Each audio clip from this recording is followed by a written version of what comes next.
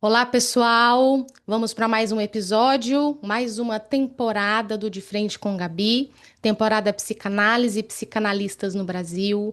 Hoje eu vou conversar com Francisco Capuladi sobre história da psicanálise, pioneiros das ideias de Lacan no Brasil.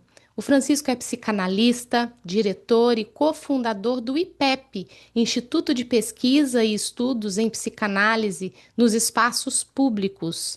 Ele também é pesquisador convidado do Centro Nacional de Pesquisa Científica, um centro bem importante em Paris. Doutor em psicologia pela Universidade Federal de São Carlos, UFSCar, e em psicopatologia e psicanálise pela Universidade de Paris, Paris Diderot, né?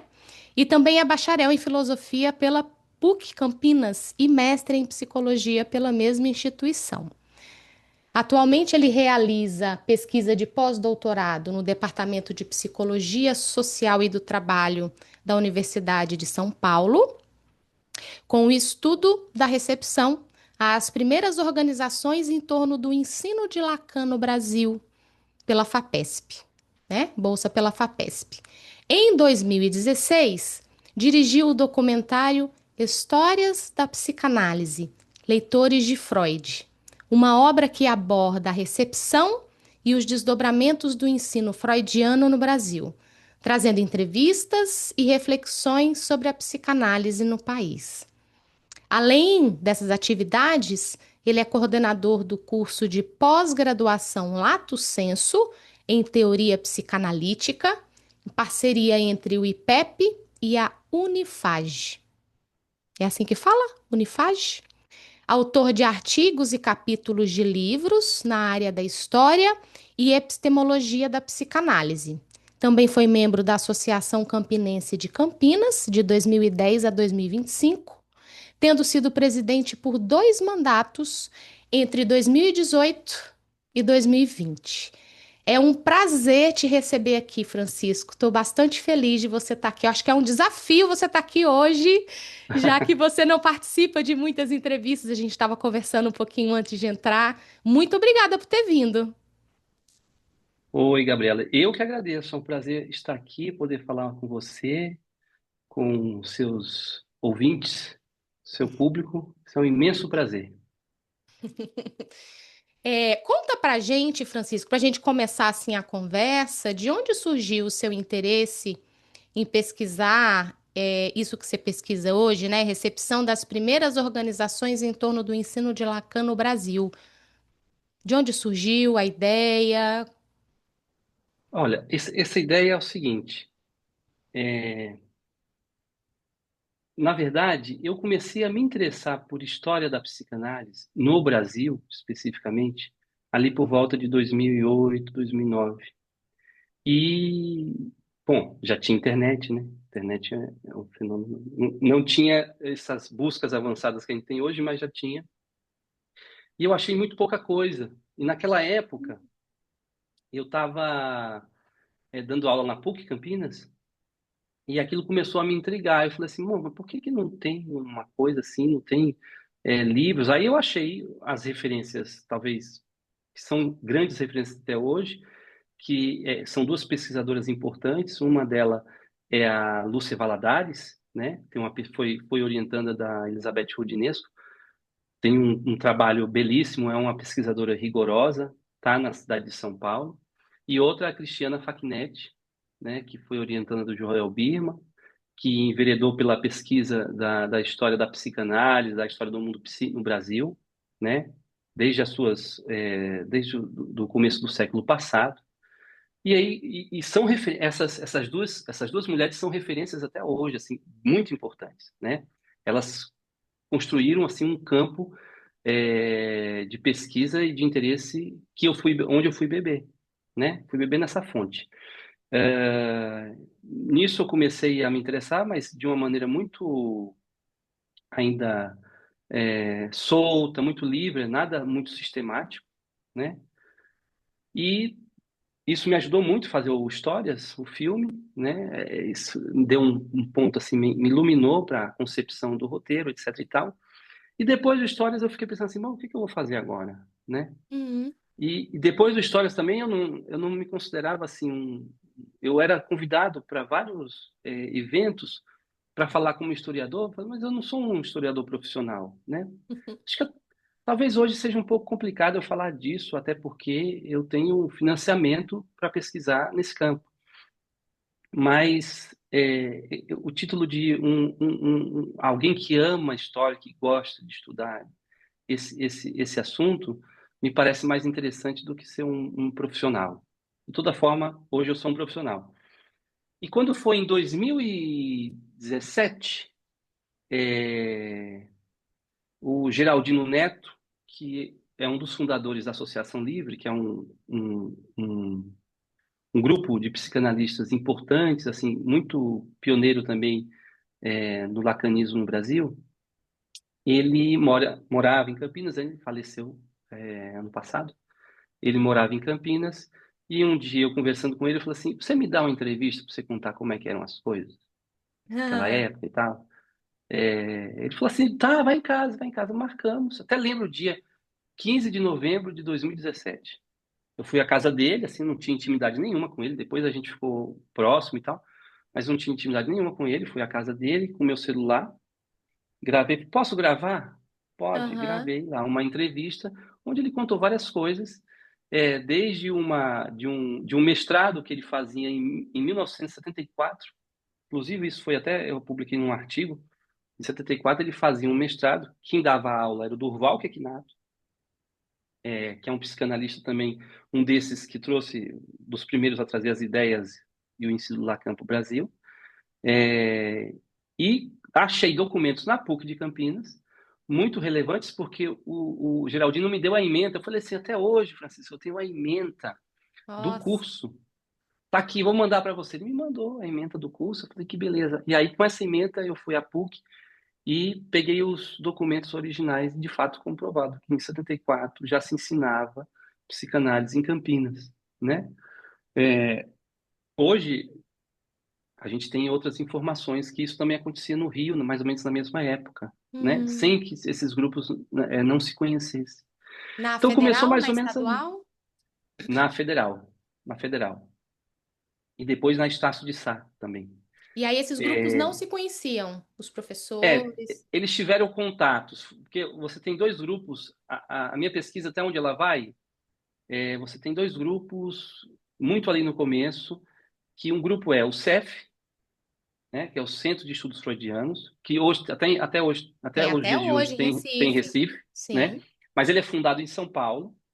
Mas nessa fundação tem o Laberge, o Jacques Laberge e o Ivan Correia, que eram do Recife.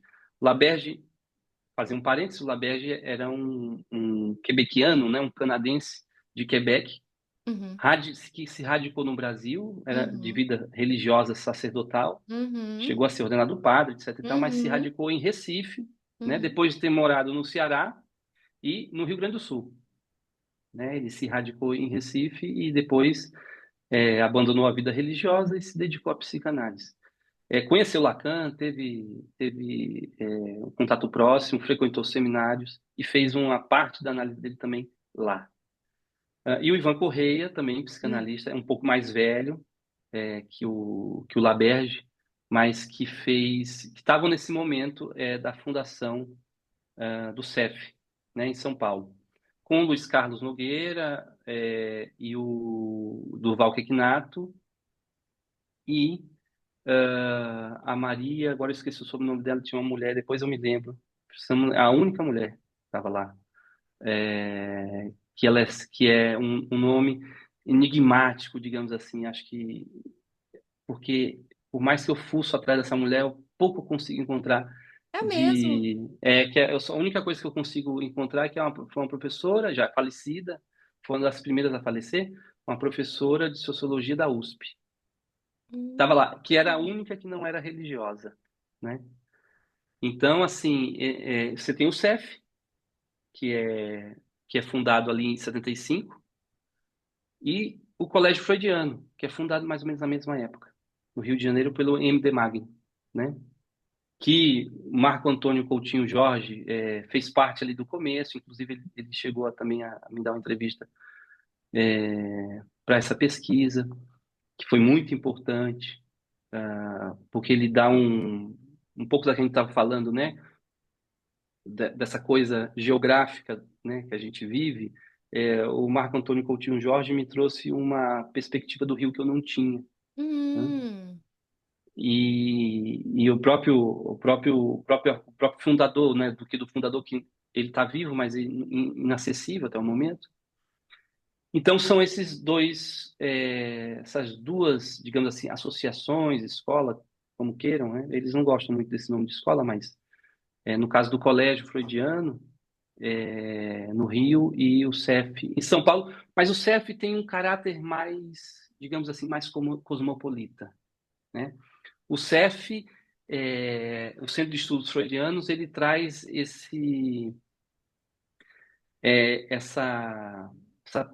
diversidade de vozes, né? Então, que em pouco tempo tinha gente de quase todo o Brasil, pelo menos todas as regiões ali estavam contempladas, né? Então, isso é uma outra perspectiva, enquanto o do Rio de Janeiro era mais restrito ao Rio, até onde eu sei, né? aham. Agora, tem notícias também dos lacanianos que chegam via Argentina, que chegam no sul, né? Uhum. Isso também é um aspecto muito importante que eu ainda vou avançar na minha pesquisa, mas tem notícia, e em Minas também. Em Minas não chega tão tarde assim. O lacanismo vai chegar mais ou menos nessa época, final da década de 70, né, com Célio Garcia, que é um nome Célio importante lá. Garcia? Que é um nome importante. Falecido também recentemente, acho que ele morreu antes da pandemia, não sei ao certo, mas é recente. Então isso surgiu nessa conversa com o Geraldino Neto, que é um cara que foi um cara assim muito. O Geraldino era muito simpático, muito acolhedor, é um cara que permitia que a discussão acontecesse, abria espaço, né? E um cara muito querido. E foi a partir de uma conversa com ele que eu falei, opa, calma aí. Caramba. Eu Que acho que conversa eu vou. importante, né? Foi muito importante. Eu falei, eu acho que eu vou por aí. Uhum. E acabei indo, né? Eu demorei um pouco, porque eu escrevi um capítulo de um livro que se chama Os Pioneiros, acho que das ideias lacanianas, alguma coisa assim. Isso. É, mas depois eu vou pensar mais sobre essa ideia de pioneiro, né? Porque no lacanismo, assim, a ideia de pioneiro, ela não é uma ideia que você tem um personagem ali meio que fundador. É uma ideia mesmo de um movimento, né? Isso se dissolve um tanto, no sentido de que você tem vários nomes e aquilo está acontecendo ao mesmo tempo. Isso também é um pouco enigmático, né? Aquilo vai acontecendo ao mesmo tempo. Lógico que é muito do efeito do que estava acontecendo na França, né? Mas também, e eu preciso dizer, é muito do efeito do que estava acontecendo aqui no Brasil, né? Década de 60, 70, período de auto-autoritarismo, de um autoritarismo brutal, principalmente no final da década de 60, começo de 70, né? Isso tem impacto nas instituições psicanalíticas da época, né? Filiadas à IPA em especial, né? Tanto no Rio quanto em São Paulo. Então, esse tom autoritário, esse tom conservador, muito exacerbado, começa a criar, em alguns psicanalistas, um desconforto profundo. E eles começam a achar propostas, ou pensar propostas para sair disso, né? Hum. Então, você tem ali movimentos como que fez a Regina Schneiderman, por exemplo, né? É uma personagem importante, né? Que bate de frente com a SBP, SP, né? E nem foi aceita. Ela encaminha duas vezes a sua solicitação de filiação e não foi aceita, né? Nossa. Muito pela militância dela contra a ditadura militar, mas não só, é evidente, a gente precisa colocar a coisa muito mais complexa. Tem toda a concepção de formação, né? As interrogações que ela fazia à própria IPA nesse sentido, né? As críticas que ela dirigia. Vou dar um exemplo, né? Como assim eu não posso escolher o meu analista, né? Ou seja, eu tenho que fazer análise com análise de data, que tem aqui uma tabela em que é isso. Ou seja, eu não escolho o meu analista por uma questão transferencial. Eu tenho que escolher porque a instituição está determinando que tem que ser assim ou assado, né? Então, como é que se realiza uma análise aí? Então, essa crítica é a mesma crítica que Lacan estava fazendo lá na França, a Regina Schneider estava fazendo no Brasil, né? E aí tem os Interessante. círculos também psicanalíticos que surgem na mesma época, com uma tentativa de uma nova forma de... No fundo é o seguinte, como é que se forma um analista? A Essa é questão uma é essa. grande pergunta. É, é. Na verdade, assim, eu costumo dizer que essa é a única questão para a psicanálise, né? Como é que se forma? Tudo deriva daí. Então, como é que se forma um psicanalista? E isso tem implicações políticas importantes, né? Então, a partir do momento que a gente vive num contexto ali de 1960, 70, em que há essa, essa crítica mais direta, mais, vamos dizer assim, mais organizada, o lacanismo que chega no Brasil chega nesse terreno. Então, aí ele fica muito fértil. Porque muito dos impasses, ou mesmo das contrariedades e das insatisfações de psicanalistas ou psicanalistas em formações da época, quando se encontram com o ensino de Lacan, falam, bom, isso faz sentido para mim, mais do que eu estou vendo, né? Uhum, Então, me parece que isso é fundamental pensar, né? com Não é que o certeza. lacanismo é uma é um conjunto de ideias brilhantes que conquistou, que seduziu boa parte dos psicanalistas no Brasil. Não, ele entra num contexto específico e que faz sentido, né? Que funciona como uma forma de instrumentalizar, teoricamente, a psicanálise para os desafios sociais contemporâneos que ela vivia naquele momento, né? Uhum, uhum, Então, talvez seja necessário desmistificar um pouco essa ideia de que o Lacan por si se basta, mas sim pensar não só nisso, mas como esses brasileiros concebem esse ensino de Lacan, né? Como eles se apropriaram disso, né?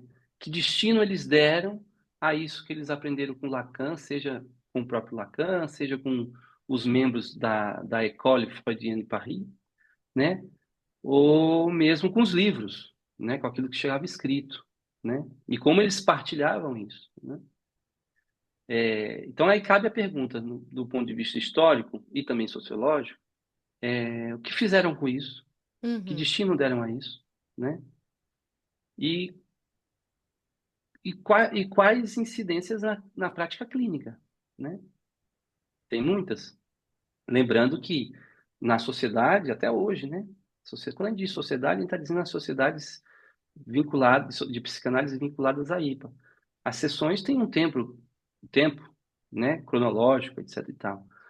Veja, essa galera chega aqui e já, porra, sessão não tem tempo cronológico, é tempo lógico, são sessões curtas, e com toda a implicação que isso dá. Uhum, uhum. Então, a ideia de charlatanismo também aparece como crítica aos lacanianos, a ideia de que não é algo sério, a ideia que isso não funciona, né? Psicanálise não é ciência, que a gente tem hoje. É, Que hoje é, só o que serve é baseado em evidências, né? sim. Então, nesse sentido, a conversa com o Geraldino foi muito boa. Abriu, abriu para esses horizontes e poder se perguntar. De fato, até o momento, não tem um trabalho sistemático sobre isso. Até porque, eu diria, que temporalmente a gente está muito próximo. Aham, Um tanto, às vezes, eu me arrependo de ter começado essa pesquisa, porque as pessoas estão vivas ainda, né? As pessoas aham. estão vivas.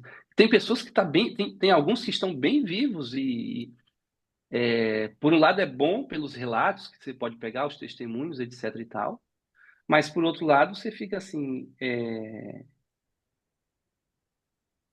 o que que eu vou falar, né? Porque não é só um relato de fatos, né? Um historiador Aham. não se compromete só com isso.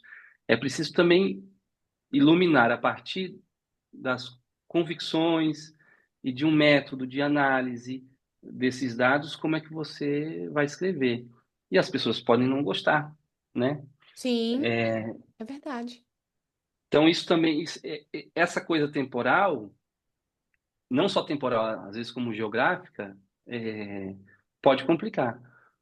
Por isso que eu te falei, né, que quando a gente estava conversando antes, que a ideia, o fato de eu ter me radicado em Campinas, seja melhor do que em São Paulo, porque eu tô ali tanto eu sou um outsider, eu não tô ali no, eu não fui convidado para a grande festa, eu tô de fora, né?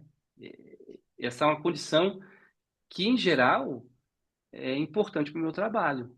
Uhum, uhum. Bem interessante isso que você traz. Achei muito interessante o seu trabalho de pesquisa, de, de pensar como que tudo começou, né? Como é que as ideias chegam, como é que o ensino de Lacan é lido por esses pioneiros, né? Por esses primeiros analistas que eh, estão, né, na universidade, nos cursos de pós-graduação. E o que que a partir disso a gente teve de caminho, percurso para pensar o que a gente tem hoje, né? Que a gente pode chamar de psicanálise brasileira. Não sei se nem se a gente pode chamar assim, né? Se a gente tem uma psicanálise brasileira que se apropria de uma teoria e a partir disso, né, constrói algo próprio mesmo, né? A gente estava conversando um pouco disso, assim, né, da minha ideia de uma próxima temporada, que eu acho que dá para pensar um pouco isso, assim, o que que teve de apropriação, né, de teorias da psicanálise, de teóricos, em sua grande maioria europeus, mas o que que a gente pode pensar de algo apropriadamente, brasileiro, né, a partir disso. Acho que hoje a gente tem várias discussões e diálogos com outros campos, principalmente, né, para poder pensar. É, esse recorte preciso, a partir do artigo que você faz, né, ele é um recorte bem delimitado, anos 70, né, que, pelo que você coloca, é bem o início mesmo, onde tudo tem início, né? E como eu comentei com você, né, aqui no Nordeste, o nome de Laberge, do Ivan Correia também, né, tem um peso grande para a história da psicanálise em Pernambuco, em Recife, mas eu acho que no Nordeste mesmo, justamente por ser, vamos dizer assim, o grande primeiro centro, né, fundado e como você trouxe no seu texto. E aí eu achei interessante que você coloca que ele critica a questão do passe, apontando que, ao final, chega-se ao mesmo ponto, numa hierarquia, né? Ele faz uma análise super interessante. Ele vai estudar sobre a institucionalização da psicanálise, né? E aí eu achei isso tão legal, assim, que ele vai afirmar, segundo você, né, no seu texto, que o papel da instituição deve levar em conta os projetos de cada um. E que se esse não for o objetivo do centro, a instituição vai acabar engolindo todos os membros, né? Eu queria te escutar um pouco sobre o que que você pensa dessa posição do Laberge, que você poderia comentar a respeito, já que você, enfim, né, fez essa investigação e eu achei tão atual até para pensar a situação da psicanálise hoje mesmo, das instituições, enfim. É, Inclusive, deixa, escola era um nome meio que rechaçado, né? é, deixa eu só fazer aquela reparação, e uma reparação histórica, ao nome de Jean-Marie Machado de Freitas Interlande. É o nome dela. Jean-Marie Machado de Freitas Interlande, que era a única mulher que estava na fundação do CEF no ano de 75, tá? Tava Luiz Carlos Nogueira, tava o Laberge, tava o Durval Quikinato e o Ivan Correia e a Jean-Marie Machado de Freitas Interlande. Até é bom dizer isso aqui, porque quem tiver interesse pelo assunto e quiser pesquisar especificamente sobre ela, seria uma coisa muito interessante. E se tiver notícia, me manda. Pode mandar, sei lá, manda para você uma mensagem, a pessoa, sei lá, me acessa de algum jeito. Aham. Mas a pergunta que você coloca, ela é uma pergunta difícil de responder. Mas me parece que o Laberge, ele dá dicas, né? Ele dá algumas dicas. Que é isso. É, como que dentro de uma das instituições, né? Qual é o efeito disso, né? Por exemplo, você tem, se não me engano, na ata, o que você leu é da ata do que o Laberge, que ele escreve em 79, dos encontros que tiveram ao longo daqueles anos, né? Se não me engano, acho que é no terceiro encontro, eles têm notícia do colégio freudiano, né? E no E eles Rio, aí, né? no Rio, e aí eles ainda falam em fusão. Quem É. sabe nós vamos nos encontrar para fazer uma fusão. Depois aquilo sumiu. E nos documentos do colégio, até o momento, e é importante dizer porque a pesquisa está em curso, né? Mas até o momento não há citação sobre o CEF. Hum. Então, a gente tem uma citação do colégio na ata, no relato das atas, né, do CEF, mas o contrário a gente não tem nada, né? Na revista Rivirão, de 85, tem toda uma descrição do que aconteceu, papapá, no colégio freudiano, e o CEF não aparece, parece que não existia. O que significa isso, né? E aí a gente tem alguns desdobramentos com relação a isso, né? Então, assim, com a morte do Lacan, muito das disputas políticas, ideológicas, é, também são, essas disputas também parecem que são transmitidas, né? Depois, com o rompimento de Colette Soler e Jacques Alain Miller, né? Com a chegada dos fóruns aqui ao Brasil, que é a divisão que você encontra na França, você vai encontrar no Brasil muito próximo, né? Então, eu acho que o que você colocou sobre psicanálise brasileira, ou psicanálise no Brasil, digamos assim, ou psicanálise com sotaque brasileiro, talvez, né? Aham. Me parece muito importante, porque quanto que a gente tem mesmo reproduzido apenas não só as coisas boas dos europeus, mas também as mazelas, as disputas que não fazem sentido, que é puro disputa de ego. O quanto a gente tem feito disso? Me parece ser um ponto importante a gente se Uhum. perguntar. Uhum. Porque a gente tem no Brasil hoje, digamos assim, geograficamente isso precisa ser explicado também, né? Mas a gente tem é, a, a escola, a EBP, né? Escola Brasileira de Psicanálise, que vem dessa origem do mileranismo, né? De Jacques Alain Miller. Você tem um contraponto, que seria o Fórum, né? Que também tem várias sedes no Brasil, várias associações, inclusive em Campinas. Lá em Campinas começou recentemente, acho que tem 2 anos. Ah, é? É, Recente em Campinas? é recente, é recente, é recente. Inclusive um amigo meu, Lauro Baldini, está no meio desse pessoal aí que pediu e tal. Inclusive teve a fundação ano passado, a inauguração, né, da fundação. Então se iniciou os trabalhos aqui depois de 2 anos, cumpriram lá as regras. Tem a APOA, que a APOA também é um movimento muito à parte, que não tem a ver com isso é Exato. importante, né? Exato. Está mais próximo dos argentinos e uma interlocução ali. Exato. É, tem em Campinas também a ACP, que nasce do CEF, que nasce com Durval Quequinato, que é um dos fundadores do CEF, mas que seria o braço, que era a Associação de Psicanálise Campinense de Psicanálise, depois se tornou, perdão, era a Sociedade Campinense de Psicanálise, depois veio a se tornar associação por uma questão legal.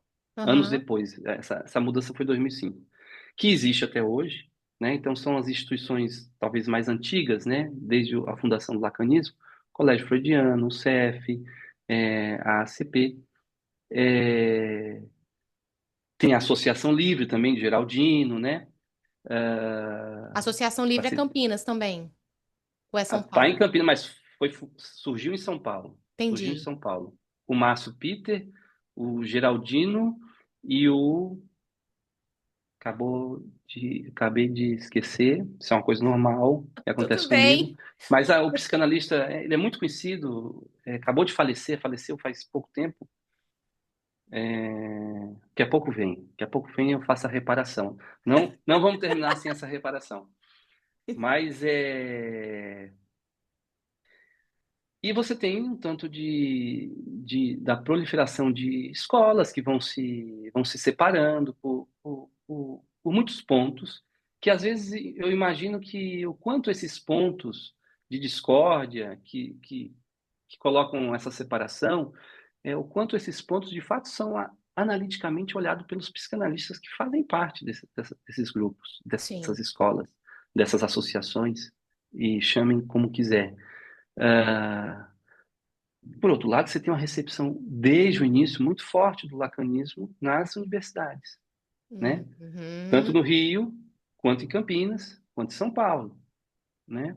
Então, hoje talvez a universidade seja o maior abrigo para o desenvolvimento de um ensino, de uma teoria e de uma prática do lacanismo no Brasil.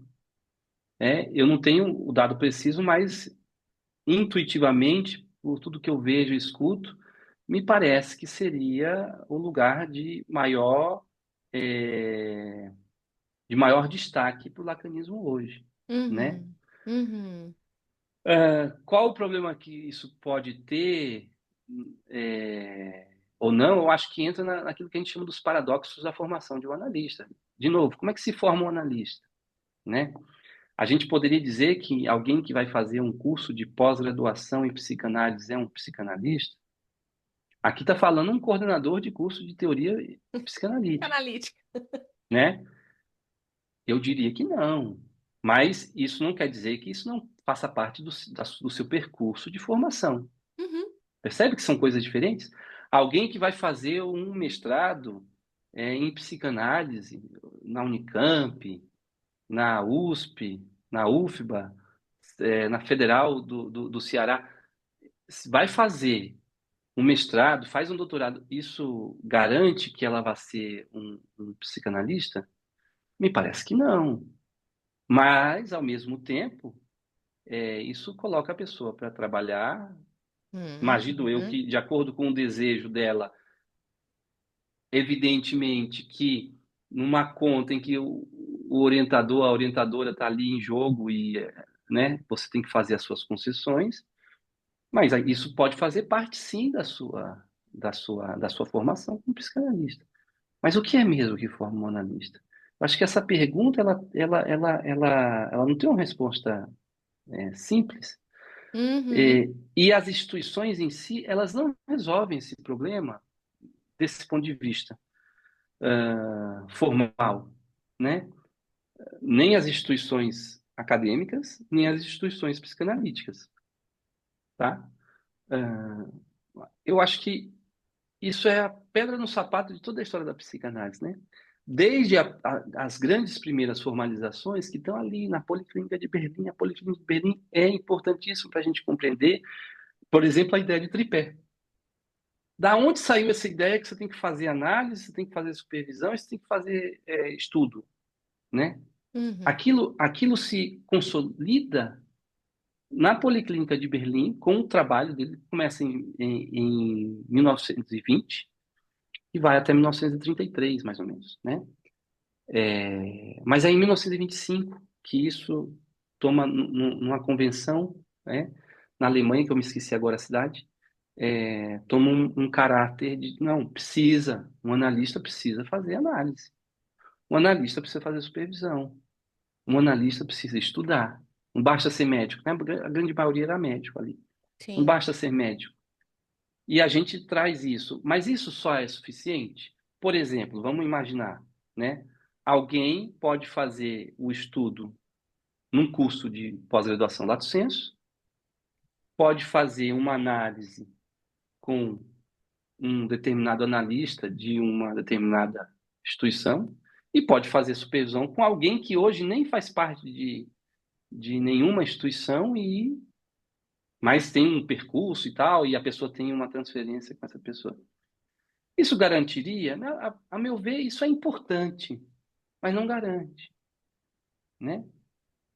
Então, assim, acho que tem outros elementos Uhum. que as instituições poderiam pensar mais sobre isso se a gente tivesse mais em conjunto, se a gente tivesse menos preocupado com coisas superficiais, sabe?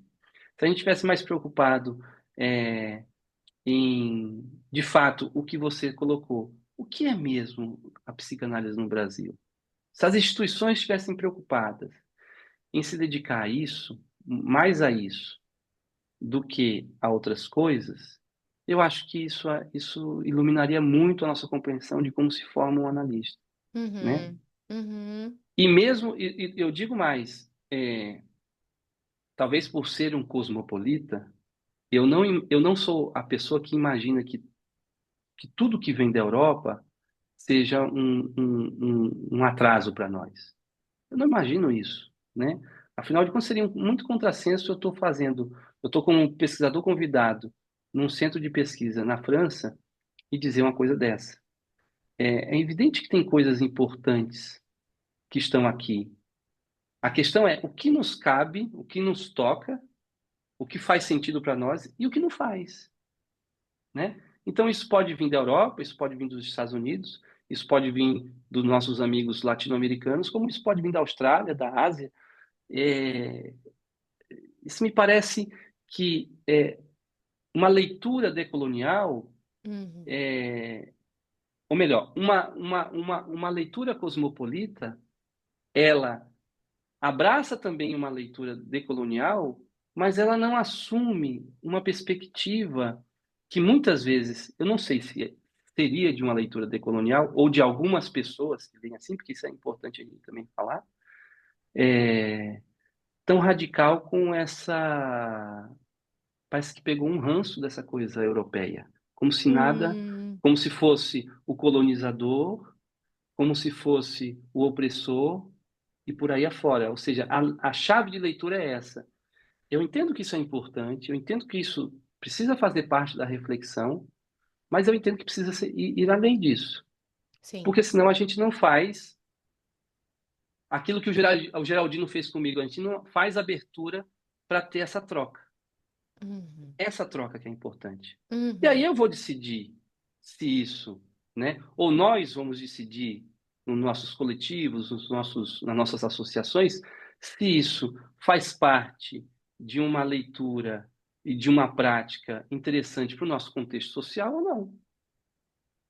Nesse sentido, me parece que psicanálise no Brasil seria mais exato do que psicanálise brasileira. Percebe? Por quê? Porque a psicanálise, ela desde o início é cosmopolita. O que o Freud queria com Jung? Né? Para além da admiração intelectual de afeto, era que, bom, ponha para fora do mundo, ponha para fora desse mundo judaico essa ciência. Né? Afinal de contas, o Jung era um suíço germânico, mais ariano, branco. Então, assim, põe para lá isso porque isso precisa circular. Então, nesse sentido, me parece que a psicanálise é totalmente cosmopolita, Desde o né? início, né? Desde o início. Então, essas formas de leitura, elas precisam ser, a meu ver, mais refinadas, Uhum. menos partidarizadas. O que eu estou chamando disso? Menos dessa política partidária Uhum. e precisa, e precisa ser tratada de uma maneira analítica, mais refinada, em consonância com o que dói aqui, do que a gente aprende de lá que tem para curar. E de lá, eu estou falando de Europa, mas pode ser qualquer lugar, Sim, né? sim. Pode ser no caso, vamos pegar, pode ser de Rio, São Paulo, Rio, Uhum. né? Toda vez Uhum. que eu vou ao Rio, é, parece que eu estou no outro mundo. E volto para São Paulo e falo, gente, parece que. Por isso que. Como é que. Esse é o ponto. Como é que eu chamo isso de psicanálise brasileira se há uma diferença muito grande, É né? verdade.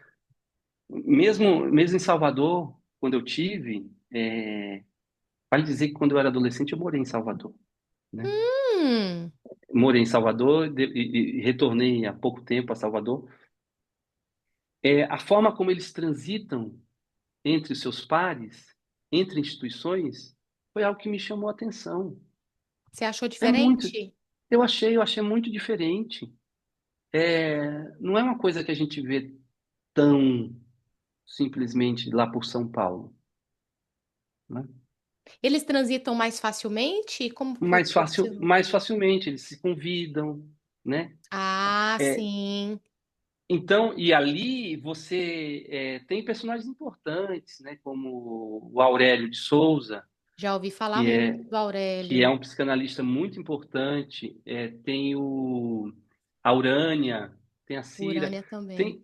tem, são psicanalistas que tiveram próximo com o Emílio Rodrigues, que era um argentino, que se radicou na Bahia, e ficou lá quase até o fim da vida dele. Primeiro latino-americano a escrever uma biografia sobre Freud, em 1995, né? Já são aí 30 anos, né?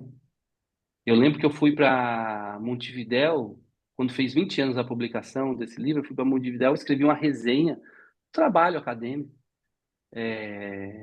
sobre isso, é uma bela de uma biografia, mas ao estilo latino-americano, Uhum. né? E, mais especificamente, é um estilo argentino muito influenciado pela baianidade. Então, ou seja, o Rodrigues vai aprender Lacan com os seus discípulos. Isso é interessante também, é um movimento outro que se deu aí. Ele aprende da teoria de Lacan e ele era um cara importante na IPA, ele foi presidente da APA na Argentina, Hum. né? Antes da cisão, etc e tal. Então é um cara que frequentou, né? Rodrigues frequentou a nata da psicanálise inglesa, né? Frequentava a casa de Milan Klein. É, então, são pontos interessantes. Eu acho que apostar nesse viés cosmopolita da psicanálise me parece bem importante, né? Isso não quer dizer que eu não preciso fazer críticas. Isso não quer Uhum. dizer que eu não dirija críticas a uma teoria quando ela se apresenta como opressora, né? Uhum. Uhum. Percebe? Sim, Mas isso também quer dizer que eu não preciso jogar tudo fora. Será que eu não tenho nada para aprender com isso? Então, claro. será que será que os lacanianos, pergunta, você pode até responder, será que os lacanianos no Brasil não estão lendo demais o Lacan, Boa. né? Eu Eu voltei a ler vejo, Freud agora. Tô mas mergulhada. eu acho que isso é importante, né? Assim, o Lacan era um cara que, puxa, ele tinha interlocutores a rodo, né? Tinha interlocutores. Seja para ironizar, para criticar, mas de alguma maneira ele estava aprendendo com essas pessoas. Ele tem um estilo francês muito, muito, muito próprio, né? Eu imagino que o Lacan hoje ele não seria nem um pouco aceito. Se a teoria dele chegasse agora, a forma como ele transmite não seria nada aceito, né? Mas ele trocava cartas com psicanalistas importantes na Inglaterra. Sim, Lasnik, Marie-Christine Lasnik, as que é uma Nick. psicanalista franco-brasileira, Ela me disse em uma entrevista que quando ela chegou na França, em 72, ela queria continuar a sua formação que ela fazia aqui na sociedade, queria com a psicanálise inglesa. E todo mundo indicava Lacan. Ela falou, não, quem mais entende de psicanálise inglesa é o Lacan. Foi procurar o Lacan. Mas não foi um que falou isso para ela. Todas as pessoas que ela pedia referência, não. Olha, se você quer procurar negócio de psicanálise inglesa, você vai ter que falar com o Lacan. O Lacan é quem sabe, é quem mais sabe, né? Inclusive, ela conta uma história que eu não temos prova. E como historiador, eu vou dizer que é uma história com E, só com E, mas que é interessante, que Lacan estava traduzindo um dos textos da Melanie Klein, o que faz sentido, porque o Lacan conhecia bem a obra de Melanie Klein. Estava traduzindo e um dia, fazendo uma tradução próxima, assim, na beira do Rio Sena, ele deixou que a tradução caísse no rio, Ai, se perdeu, ai, né? que desespero. Foi um ato falho? Não sei. Então, mas o que acontece é o seguinte: por que que os psicanalistas no Brasil, na França, eu diria, pelo pouco que eu sei estando lá, porque eu não sou um francês, mas pelo pouco que eu vejo, existem escolas que são assim, só leem Lacan, mas existem outras associações que leem Winnicott, Pio, Ana Freud, os mais recentes, Ferro, que é um italiano, Bolas, que é americano. Então, assim, por que que a gente, por que que a gente não lê mais os outros? Uhum, Percebe? Então, isso me parece importante a gente poder discutir, né? sim. Por que que uma associação de psicanálise lacaniana só precisa é, ler Lacan e basta? Eu vejo gente dedicando 30 anos da vida a entender os matemas de Lacan.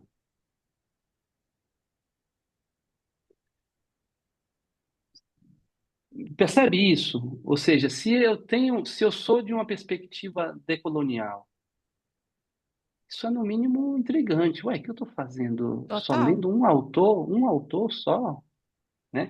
Não vou nem dizer que ele é branco, homem, hétero e europeu.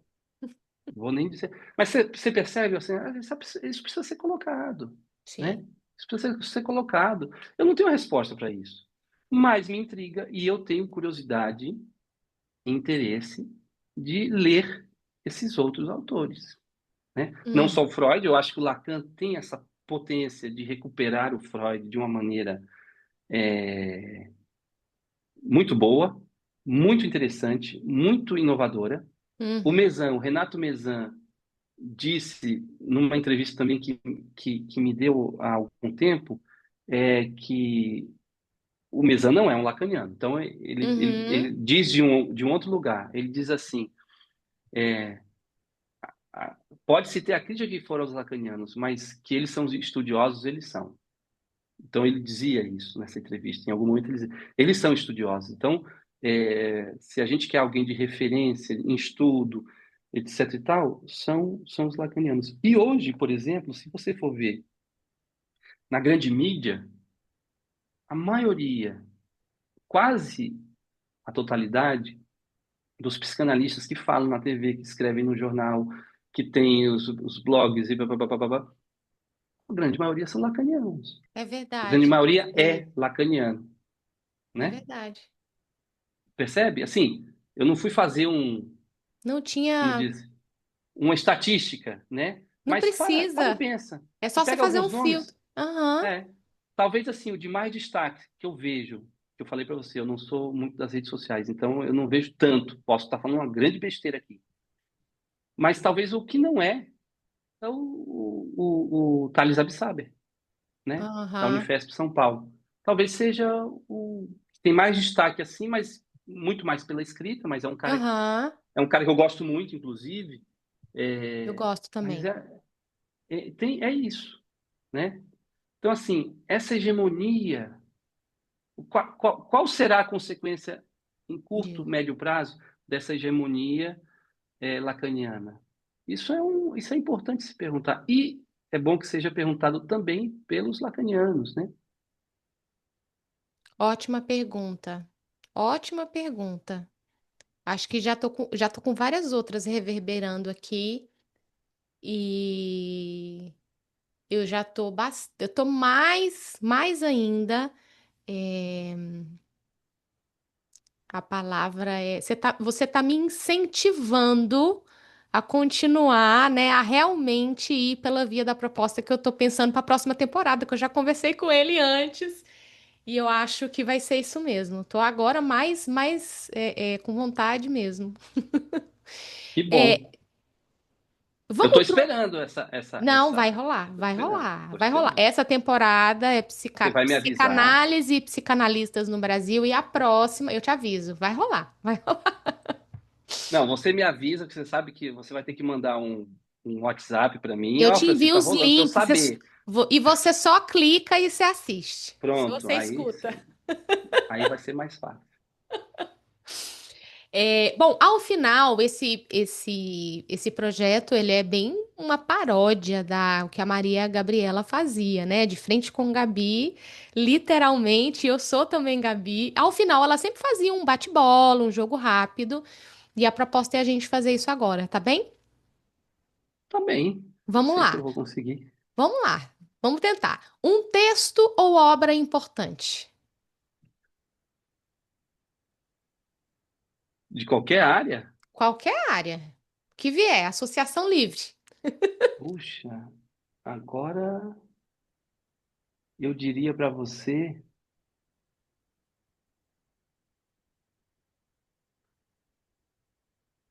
a obra do Gilberto Gil.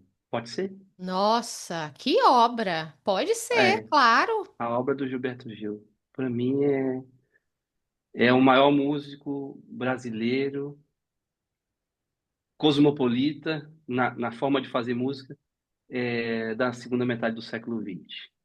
Maravilhoso. Acho que eu concordo com você. Seu encontro com a psicanálise. Mudou a minha vida. Mudou. Foi um encontro. Posso falar? É só Claro, uma pode palavra. falar, pode falar. Foi algo que de fato mudou. Acho que tem dois eventos assim na minha vida que mudaram um rumo que não estava legal. Estava um rumo estranho. Que foi o nascimento do meu filho, do meu primeiro filho. Eu tinha 23 anos. Nossa, E, novinho. e a minha análise pessoal. Principalmente assim, os primeiros anos ali. Aquilo deu um. A minha análise, os primeiros anos da minha análise foram determinantes assim para. E aí tudo o que vem com a psicanálise, né? Acabei me dedicando muito à psicanálise. Não só a psicanálise do ponto de vista intelectual, mas eu gosto muito de me dedicar aos meus pacientes. Hum, Eu gosto dessa coisa, talvez essa coisa mais reclusa também, de ouvi-los semanalmente, 2 vezes por semana, de estar junto, de poder estar nesse processo, né? De trabalhar junto. Isso, eu encontrei isso nessa prática clínica. uhum, Isso mudou. uhum, uhum. Uma mulher na psicanálise.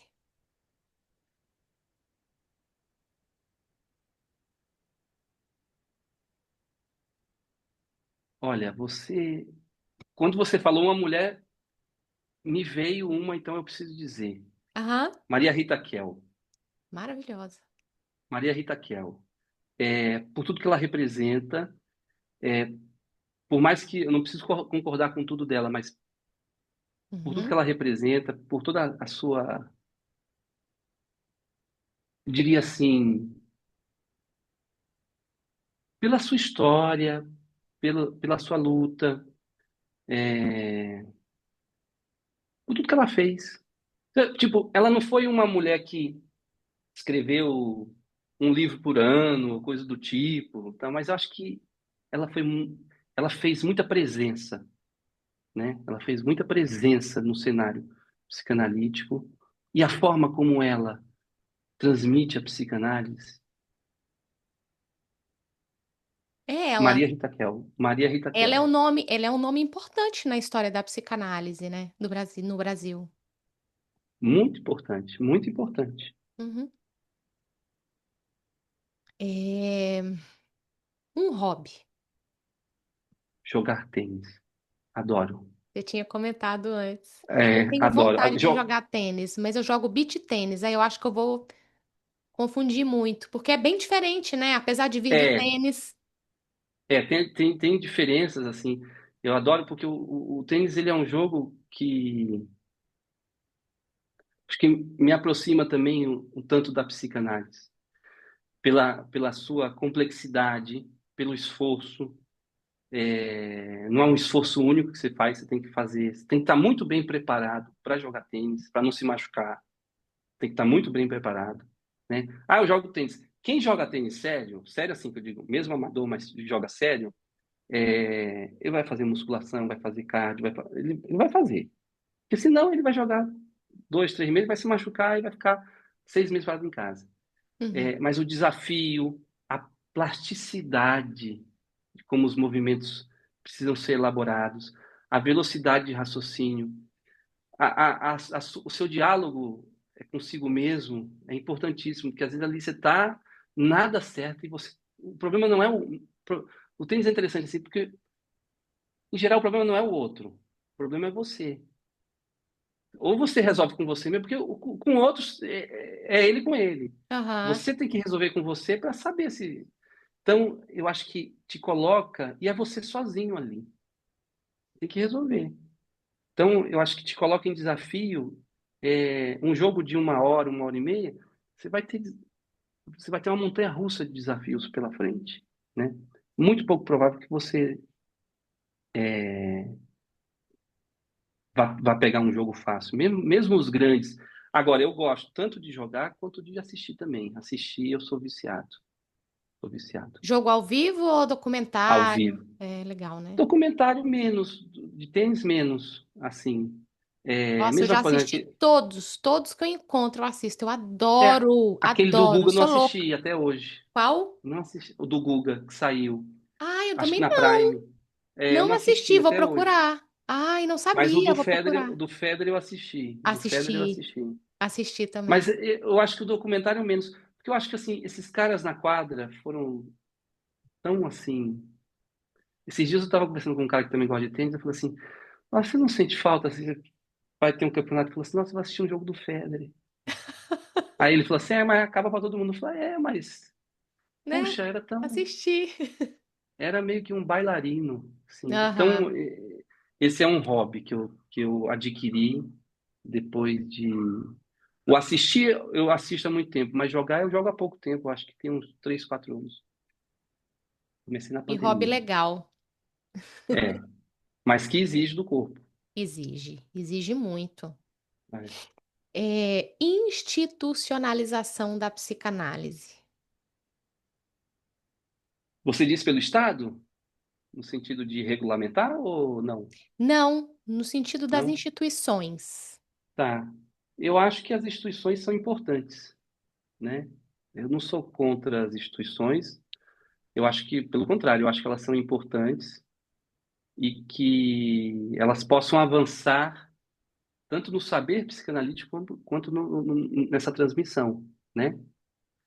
É, acho que sem as instituições a psicanálise não teria chegado até aqui, né? Uhum, uhum, Acho que são fundamentais nesse ponto de vista. uhum, Não sou um anarquista. uhum, uhum, Agora, eu compreendo muito bem o percurso das pessoas que não estão em instituições, uhum. né? Muita gente passou por uma instituição, ficou alguns anos e tal, mas por N motivos, isso não significa que elas não tenham uma clínica interessante. Uhum. Não, Eu também sou, podem ter. Não é, não eu é sou isso um que exemplo garante. disso. Eu sou um exemplo disso. Então, É, hoje eu tô junto com colegas de um coletivo, que aí é é uma outra pegada, é uma outra, enfim, outro trabalho.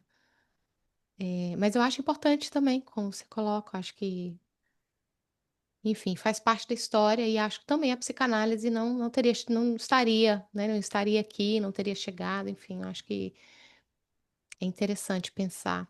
O que que você, bom, você aí com a tua pesquisa, né, tudo que você tem investigado, o que que você poderia dizer sobre o futuro da psicanálise no Brasil? O que que você imagina?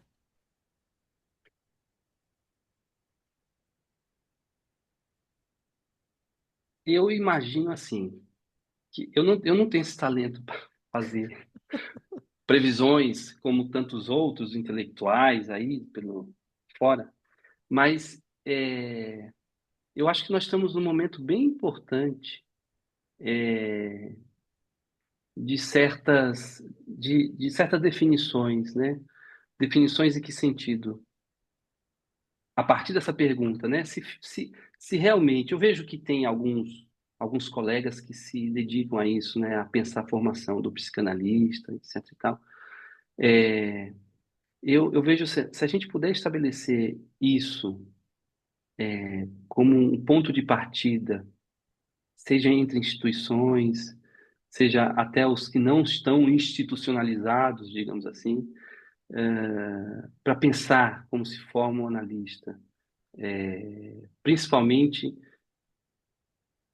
por um viés muito hegemônico, né? Se a gente não colocar à prova essas ideias muito hegemônicas que estão na psicanálise, eu acho que a gente vai ter muita dificuldade, né? A probabilidade de repetir o que já está acontecendo é um problema.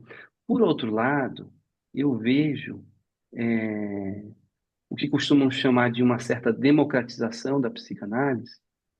O que eu entendo por isso? Não sei se eu estou entendendo certo, mas seria o acesso a uma terapia, um acesso a uma formação, um ensinamento, etc. Tal, por pessoas de condições financeiras que não conseguiriam, baixas e que não conseguiriam fazer isso, sei lá, há 10, 15, 20 anos, Uhum, né? Então, assim, eu vejo isso como um elemento muito importante na psicanálise no Brasil hoje. uhum, Muito importante, uhum, né? Essa mudança, eu acho que isso tende a ajudar. Junto com isso, me parece que essa interrogação sobre como se forma um analista, que rigor é necessário para isso, precisa se atualizar junto com isso, junto com uhum. essa democratização, né? Sim. E pensar o lugar e pensar o lugar do psicanalista na sociedade. Qual é o lugar do psicanalista na sociedade? Como psicanalista, não como psicanalizante. É diferente isso, né? Uhum, Né? Não como psicanalizante, não como aquele que fala, né? Mas que tipo de intervenção um psicanalista pode ter na cidade, por exemplo? Então, assim, eu vejo que a psicanálise tem os seus conflitos internos e externos, o que não é nenhuma novidade histórica, do ponto de vista histórico, não é novidade, né? Talvez uma coisa ou outra mais específica agora, ou da nossa cultura, a gente poderia pensar com calma, mas vejo que esse ponto é muito importante e é um ganho, e é um avanço nesse sentido de que mais pessoas possam estar incluídas, né? Ou seja, a gente não vê mais hoje, ou vê bem menos, um cenário onde só tem pessoas brancas, né? Eu não vou falar mulheres, porque assim, as mulheres sempre foram maioria na psicanálise, no mundo psi, né? Mas assim, onde a gente só vê pessoas brancas, né? Hoje não, hoje a gente vê pessoas negras, né? Pessoas de origem indígena, dentro, fazendo formação, estudando, pessoas que estão nas periferias das cidades, né? Isso é muito importante. Até, por exemplo, para a compreensão de. Me veio na cabeça agora o SUS, por exemplo. Eu comecei pelo SUS, eu atendi no SUS, uhum, né? Ou seja, a psicanálise, de alguma maneira, com os psicanalistas, foi encontrando espaço para oferecer um tipo de tratamento a pessoas mais pobres, que não têm condições nenhuma de pagar nenhum real por uma análise. Eu vivi essa experiência. Isso não é uma novidade de agora, tá? O que eu acho que é a novidade de agora? É a possibilidade de pessoas que possam usufruir de um tratamento psicanalítico e que eventualmente querem fazer uma formação, Uhum. né? Eu acho que essa talvez seja a diferença. Posso estar errado, né? Alguém me corrija, mas pode ser essa a diferença. Então, essa ideia de oferecer espaços de escuta para pessoas em condições mais vulneráveis, isso no Brasil está de cabo a rabo. De cabo a rabo, Ah, assim, vamos pensar ali do meio do século passado para cá. Você tem várias experiências com relação a isso, fora as experiências que a gente não conhece. Eu vou citar o Laberge, por exemplo, né? O próprio Laberge, né? Hélio Pellegrino, no Rio de Janeiro. Duval Quixote, aqui em Campinas. Fazia isso. Tem um monte de experiências. Nós não estamos inventando a roda, né? uhum. Agora, a possibilidade de formação me parece uma novidade interessante. Dito isto, retorno à pergunta: como é que se forma um psicanalista, né? Aí Essa isso pergunta está retornando, né? isso fica mais interessante de se desdobrar sobre essa pergunta com a galera que está chegando, Sim. né? Com essa galera que está chegando.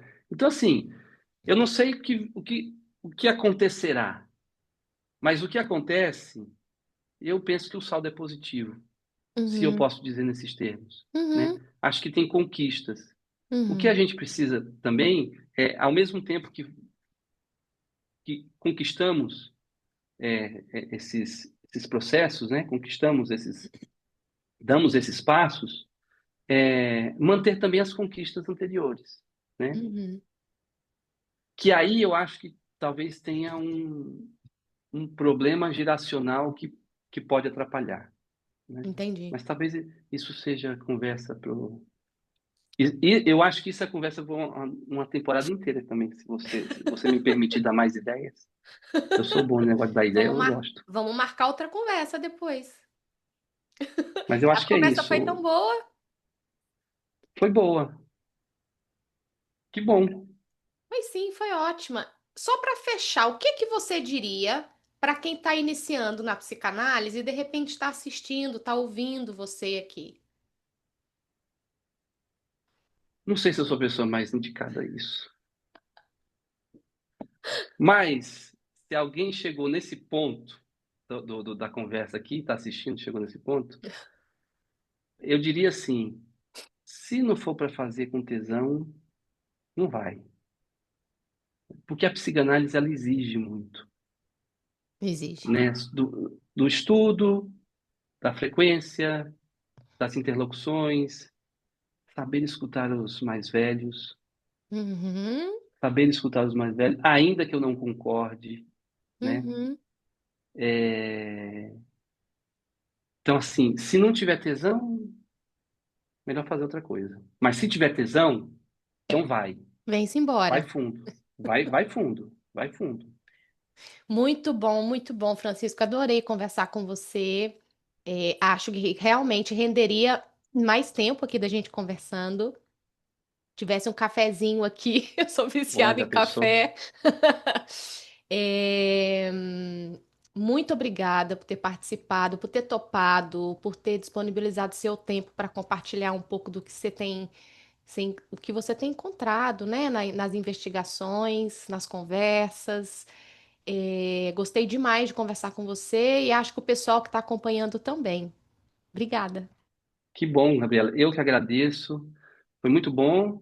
Foi uma experiência. Eu que não gosto muito de ficar falando assim, mas para um público tão grande, mas foi bom. Você me ajudou a pensar também bastante coisa. As colocações que você fez também foram, assim, me ajudaram muito. Espero que a gente possa se rever em algum outro momento e preferencialmente presencialmente, tá bom? Vamos marcar. Brigadão. Vamos marcar esse café. De vez em Quem quando eu tô sabe? por aí, eu passo por Ou, Campinas, quando eu ou vou em visitar a minha galera em Alagoas, Minas, ou quando você vier aqui, ou em Campinas, ou em Paris, quem sabe, ou em né? Paris. Você vai Psicanálise ficar está em por Paris aí. até quando? Até janeiro. Vamos marcar, vai rolar, vai rolar. Vamos sim, Muito vamos sim. obrigada. Um abraço, Eu que pessoal. Até a agradeço. próxima.